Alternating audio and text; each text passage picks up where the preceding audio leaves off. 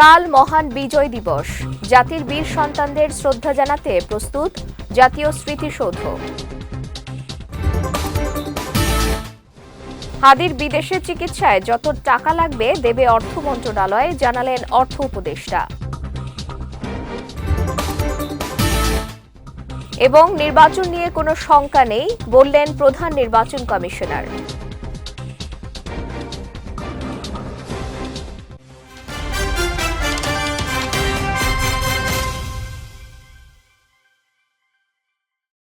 আসসালামু আলাইকুম। পুষ্টি চা নিবেদিত বিজয় রাতের সংবাদে আমন্ত্রণ জানাচ্ছি আমি সঞ্জিতা আজিজ। শুনছিলেন শিরোনাম, এবারে বিস্তারিত। রাত পোহালেই 54 পার করে 55-তে পা দেবে 1,48,460 বর্গ কিলোমিটারের বাংলাদেশ। এক নদী রক্ত পেরিয়ে যাদের হাত ধরে নীল আকাশে উঠছে আজকের লাল সবুজের পতাকা, সেই বীর শহীদদের স্মরণ করতে প্রস্তুত জাতীয় স্মৃতিসৌধ। 16 ডিসেম্বর মহান বিজয় দিবসের প্রথম প্রহরে স্মৃতিসৌধে বীর শহীদদের শ্রদ্ধা জানাবেন রাষ্ট্রপতি, প্রধান উপদেষ্টা সহ রাষ্ট্রের সকল গুরুত্বপূর্ণ ব্যক্তিবর্গ। সাভারের আশুলিয়া থেকে মোহাম্মদ সোহেল হোসেনের তথ্যচিত্রে বিস্তারিত জাওয়াদ অন্তুর ডেস্ক রিপোর্টে। বাঙালি জীবনে অবিস্মরণীয় দিন 16 ডিসেম্বর। দীর্ঘ 9 মাসের রক্তক্ষয়ী যুদ্ধের পর এই দিন বিশ্ব মানচিত্রে রাষ্ট্র হিসেবে আত্মপ্রকাশ করেছিল স্বাধীন সার্বভৌম বাংলাদেশ। প্রতি বছর এই দিনটিকে গভীর শ্রদ্ধা ভরে স্মরণ করে বাংলাদেশের আপামর জনগণ, যাদের আত্মত্যাগে আজকের এই বাংলাদেশ জাতির সেই বীর সন্তানদের স্মরণে নির্মিত সাভারের জাতীয় স্মৃতিসৌধ।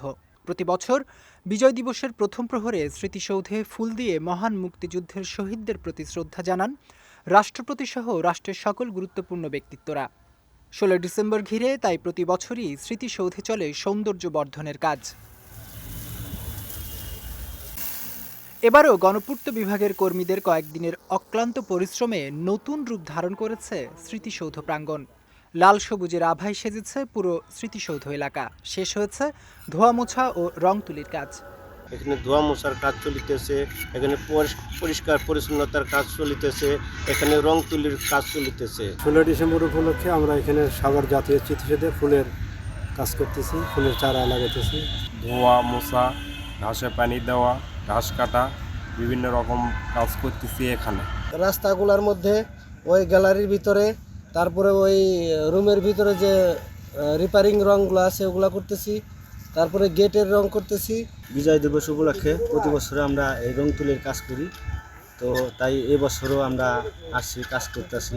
মাঠের ঘাস যেখানে বড় আছে সেগুলো কেটে ঝাড়ু দিয়ে পরিষ্কার করে দেওয়া হচ্ছে।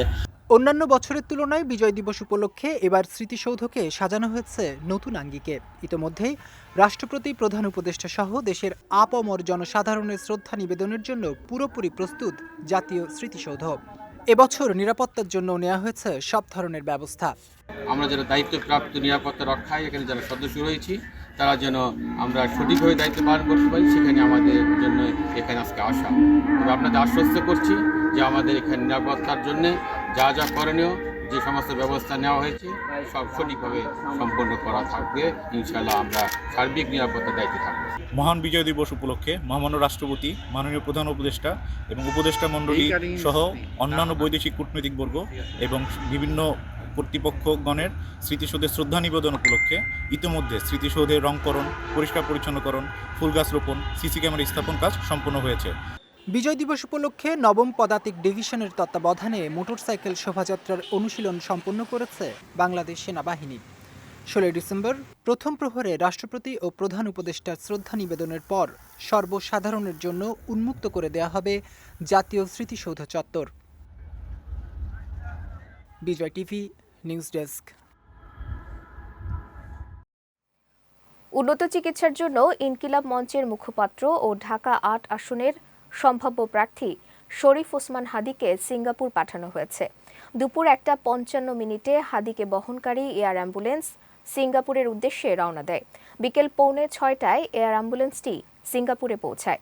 এর আগে হাদিকে নেয়ার জন্য বেলা 11:22 এয়ার অ্যাম্বুলেন্সটি ঢাকা শাহজালাল আন্তর্জাতিক বিমানবন্দরে অবতরণ করে।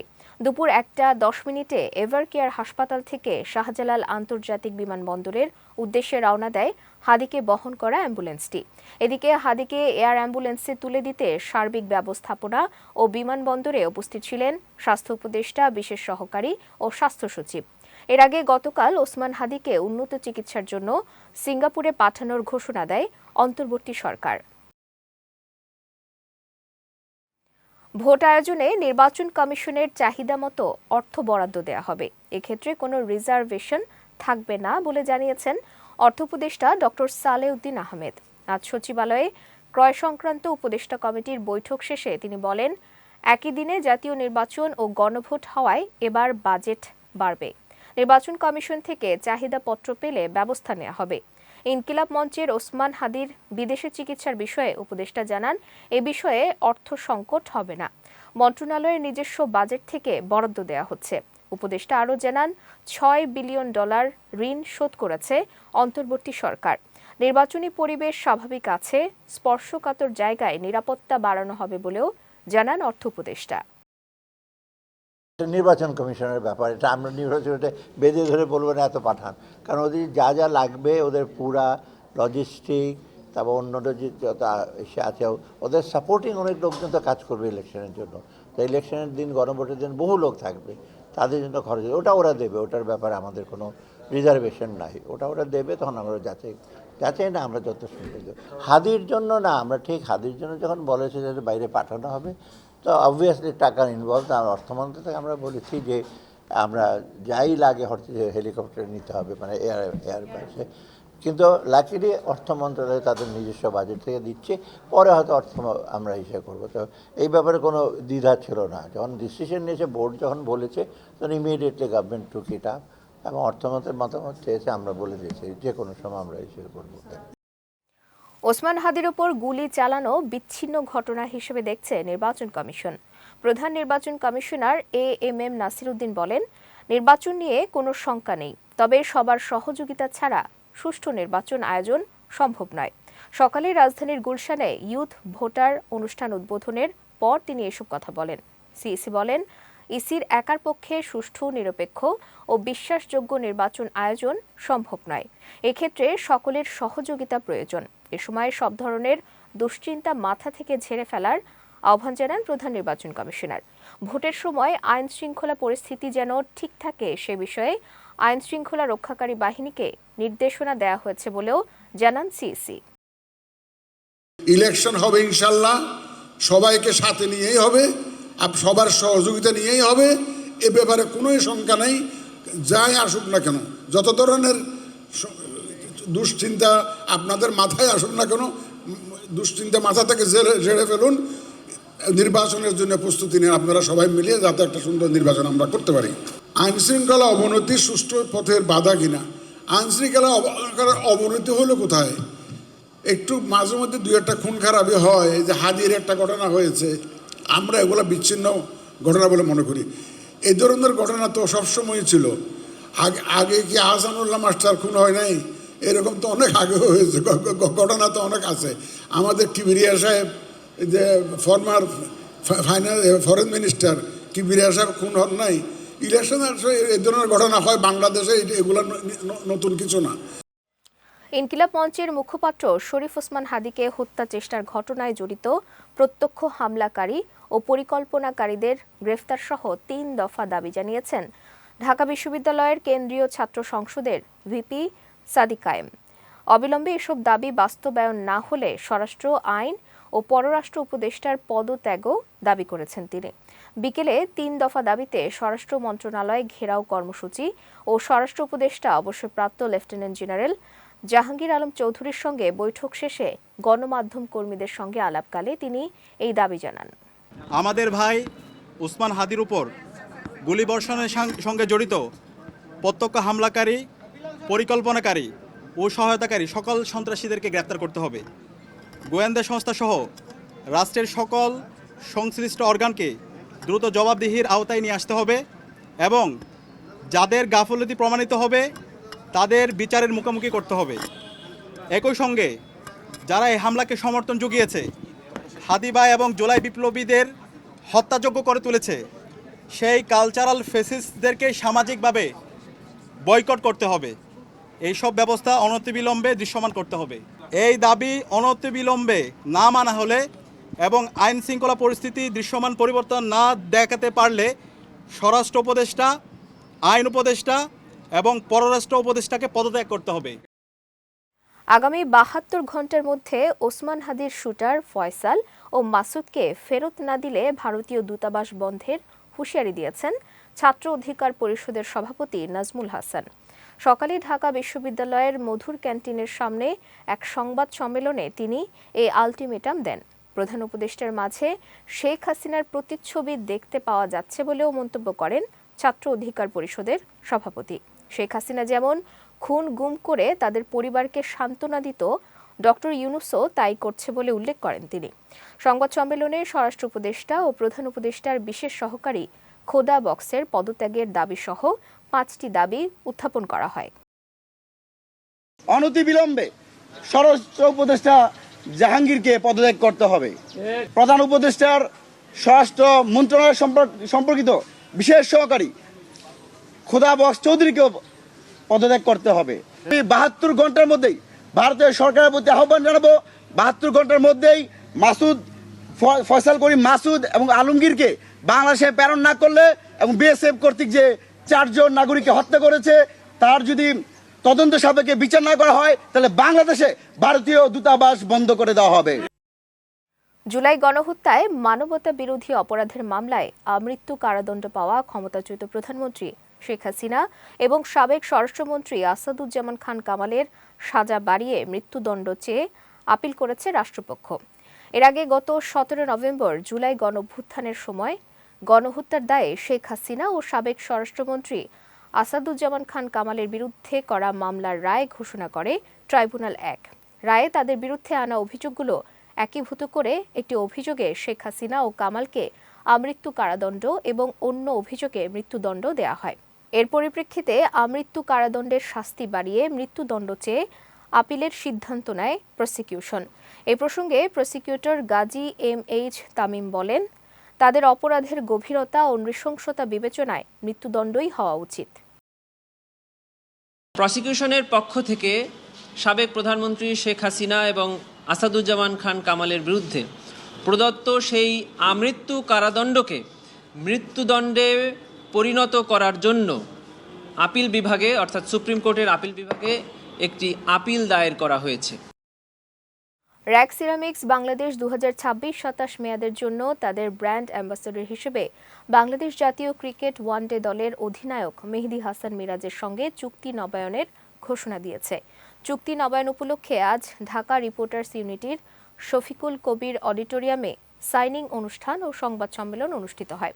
অনুষ্ঠানে ক্রিকেটার মেহেদী হাসান মিরাজ, র্যাক সিরামিক্স বাংলাদেশের প্রধান নির্বাহী কর্মকর্তা সাধন কুমার দে সহ প্রতিষ্ঠানটির ঊর্ধ্বতন ব্যবস্থাপনা, ব্যবসায়িক অংশীদার এবং বিভিন্ন গণমাধ্যমের প্রতিনিধিরা উপস্থিত ছিলেন।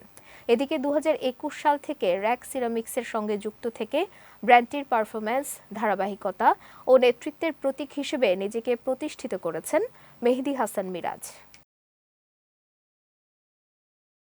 এবার পুষ্টি চিনিগুড়া চাল নিবেদিত জেলা সংবাদ।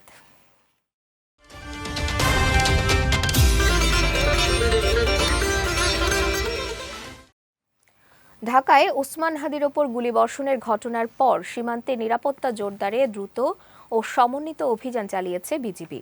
ঘটনার দিনই বিজিবি সদর দপ্তরের নির্দেশনায় ময়মনসিংহ সেক্টরের ৩৯ বিজিবি সম্ভাব্য পাচার রুট চিহ্নিত করে বিভিন্ন গুরুত্বপূর্ণ পয়েন্টে টহল ও চেকপোস্ট বসায়। পরদিন পুলিশ ও বিজিবির যৌথ পরিকল্পনায় নালিতাবাড়ি ও হালুয়াঘাট এলাকায় অভিযান পরিচালিত হয়। নালিতাবাড়ির ১২মারি এলাকায় বিজিবির নেতৃত্বে পরিচালিত অভিযানে মানব পাচারের সঙ্গে জড়িত সন্দেহে ৩ জনকে আটক করা হয়। আটককৃতদের বিজিবি হেফাজতে এনে জিজ্ঞাসাবাদ শেষে অধিকতর তদন্তের জন্য পুলিশের কাছে হস্তান্তর করা হয়েছে। মূল সন্দেহভাজনকে ধরতে অভিযান অব্যাহত রয়েছে। আজ দুপুরে বিজিবির সেট ঘরে প্রেস ব্রিফিংয়ে এসব তথ্য জানান ময়মনসিংহ সেক্টর কমান্ডার কর্নেল সরকার মোহাম্মদ মুস্তাফিজুর রহমান। কিছু কিন্তু নিশ্চিত না, পুলিশও কিন্তু একই কথা বলছে, বিজিবিও একই কথা বলছে, আমরা কেউ কিন্তু নিশ্চিত না এখনো। এখন যাদেরকে জিজ্ঞাসাবাদ করলে বা যাদেরকে ধরলে আসলে সত্য ঘটনাটা জানা যাবে, যদি ভারতে গিয়ে থাকে বা পাচার করা হয়ে থাকে, তাকে কে করেছে আমার তো তার সেটা জানতে হবে। কারণ এই সীমান্তবর্তী এলাকাগুলো এরকম, আপনার পাচারকারীর সহায়তা ছাড়া আপনি কোনোভাবেই ওই পারে যেতে পারবেন না। তাহলে যাকে পাচারকারী হিসেবে বিবেচনা করা হচ্ছে সে ফিলিপস নাল, তাকে ধরার জন্যই আসলে মাঠে আমরা কাজ করছি। এটা পুলিশও কাজ করছিল ওই দিন থেকে, আমরাও কাজ করছি এবং টিল নাও এখনও কাজ করছি। Bangladesh gas fields company limited BGFCL এর উদ্যোগে তিতাস ও কামতা গ্যাস ফিল্ডে 4টি নতুন কূপ খনন কার্যক্রম শুরু হয়েছে। এর অংশ হিসেবে আজ ব্রাহ্মণবাড়িয়ার তিতাস গ্যাস ফিল্ডের তিতাস 28 নম্বর কূপের খনন কাজের উদ্বোধন করা হয়েছে। BGFCL এর ব্যবস্থাপনা পরিচালক মোহাম্মদ ফারুক হোসেনের সভাপতিত্বে প্রধান অতিথি হিসেবে খনন কাজের উদ্বোধন ঘোষণা করেন পেট্রো বাংলার পরিচালক মোহাম্মদ শোয়েব। এদিকে তিতাস 28 নম্বর কূপটি প্রায় 3600 মিটার গভীরতায় দিক নির্দেশিত পদ্ধতিতে খনন করা হচ্ছে, যা সম্পন্ন হতে আনুমানিক 110 দিন সময় লাগবে। খনন কাজ সফলভাবে শেষ হলে এই কূপ থেকে দৈনিক প্রায় 15 মিলিয়ন ঘনফুট গ্যাস জাতীয় গ্রিডে যুক্ত হওয়ার সম্ভাবনা রয়েছে। আজকের যে আমাদের এই যে শুভ উদ্বোধন যে কূপটার হলো, এই প্রজেক্টের আন্ডারে আমাদের 4টা কূপ আছে, তিতাস 28, 29, 30 এবং কামতা 2। এই 4টা কূপ খনন যদি আমাদের সাকসেস হয়, আমরা আশা করি জাতীয় গ্রিডে আমরা অন্তত 55 মিলিয়ন ঘনফুট গ্যাস পার ডে যুক্ত করতে পারব। ভোলার চরফ্যাশনে বিএনপি এবং জামায়াতের মধ্যে সংঘর্ষের ঘটনা ঘটেছে। এতে দুপক্ষের অন্তত 25 নেতাকর্মী আহত হয়েছেন। সকালে উপজেলার জিন্নাগড় ইউনিয়নের চকবাজারে নির্বাচনী প্রচারণাকে কেন্দ্র করে এই সংঘর্ষ হয়। আহতদের মধ্যে 11 জনকে চরফ্যাশন হাসপাতাল এবং 3 জনকে ভোলার হাসপাতালে ভর্তি করা হয়েছে। এ বিষয়ে ভোলা 4 আসনের জামায়াত মনোনীত সংসদ সদস্য প্রার্থী মাওলানা মুস্তাফা কামাল অভিযোগ করে বলেন, বিএনপি কর্মীরা পরিকল্পিতভাবে এই হামলা চালিয়েছে। তিনি এই ঘটনার সুষ্ঠু বিচার দাবি করেন। অন্যদিকে অভিযোগ অস্বীকার করে যুবদল নেতা জাহিদুল ইসলাম রাসেল বলেন, চকবাজার এলাকায় উভয় দলের গণসংযোগ চলাকালে জামায়াতের কিছু লোক বিএনপির গণসংযোগে হামলা চালায়। এদিকে এই ঘটনায় বর্তমানে পরিস্থিতি শান্ত রয়েছে উল্লেখ করে অভিযোগ পেলে আইনগত ব্যবস্থা নেওয়ার কথা জানান চরফ্যাশন থানার ভারপ্রাপ্ত কর্মকর্তা জাহাঙ্গীর বাদশা। যাচ্ছি পুষ্টি ড্রিঙ্কিং ওয়াটার নিবেদিত খেলার সংবাদে।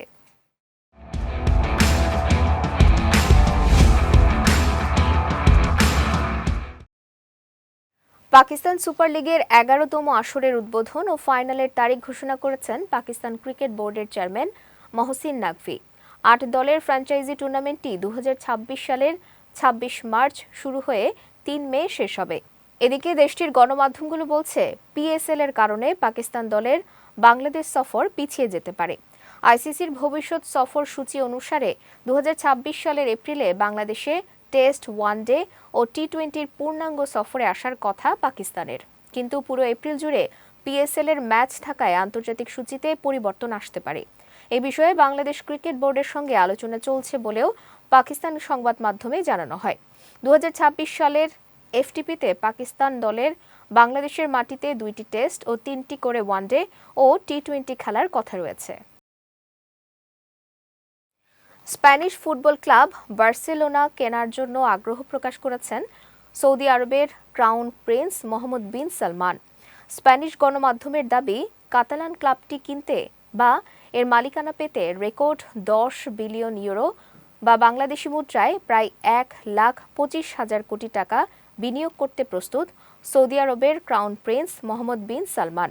এ প্রস্তাব বার্সেলোনার প্রায় 2.5 বিলিয়ন ইউরোর ঋণ মেটাতে সহায়ক হবে এবং তাত্ত্বিকভাবে সৌদির ক্রাউন প্রিন্সকে ক্লাবের পূর্ণ নিয়ন্ত্রণ দেবে। তবে বার্সেলোনা ও রিয়াল মাদ্রিদের মতো ক্লাবগুলোকে সম্পূর্ণভাবে বিদেশি বা ব্যক্তিগত কোনো সংস্থা কিনতে পারে না, কারণ বার্সেলোনা ক্লাবটি সোসিওস বা সদস্যদের মালিকানাধীন, যারা ক্লাবের ভোটাভুটি ও প্রশাসনিক কার্যক্রম নিয়ন্ত্রণ করে। এদিকে এই মেগা ডিল সম্পূর্ণ হলে ক্লাবটি অর্থনৈতিকভাবে চাপমুক্ত হবে বলে ধারণা করছেন বিশ্লেষকরা। পুষ্টি চা নিবেদিত বিজয় রাতের সংবাদ শেষ করার আগে শিরোনামগুলো দেখে নিচ্ছি আরও একবার।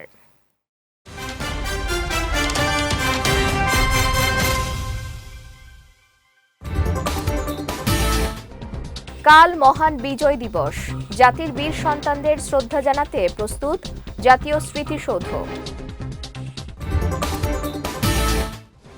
হাদির বিদেশে চিকিৎসায় যত টাকা লাগবে দেবে অর্থ মন্ত্রণালয়, জানালেন অর্থ উপদেষ্টা। এবং নির্বাচন নিয়ে কোনো শঙ্কা নেই, বললেন প্রধান নির্বাচন কমিশনার।